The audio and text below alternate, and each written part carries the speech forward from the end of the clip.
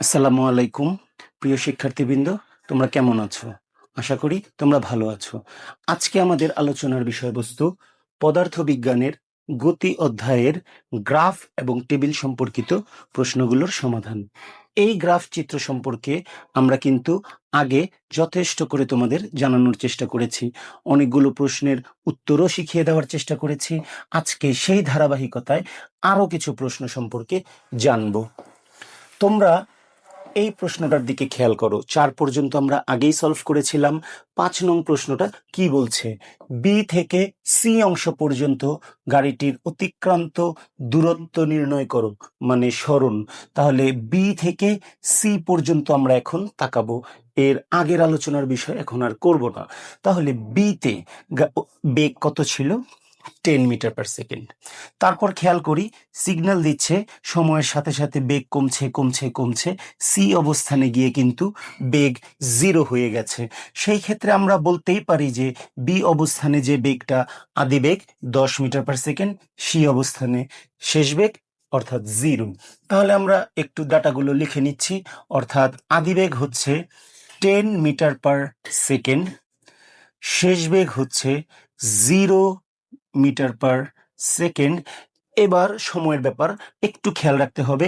এর আগেও বলেছি, আবারও মনে করিয়ে দিতে চাই, এখানে 28 দেখাচ্ছে।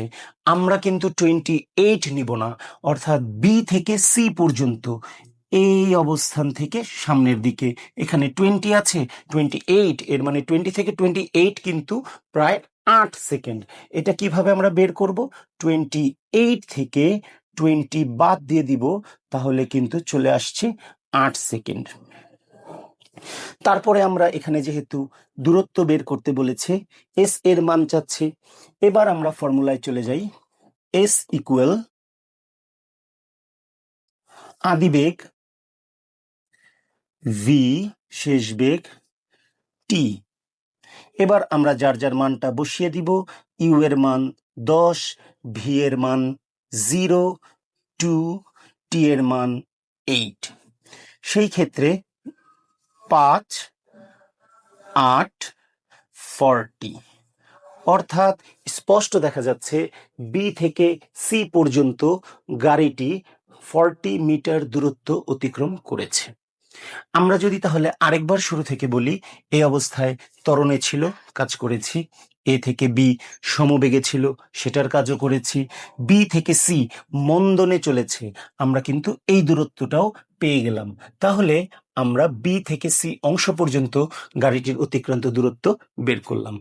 আশা করি শিক্ষার্থীরা তোমরা সবাই বুঝতে পেরেছো। তারপরেও যদি কোনো সমস্যা থেকে থাকে আমাদেরকে জানাবে, আমরা সমাধান করার চেষ্টা করব। আসসালামু আলাইকুম।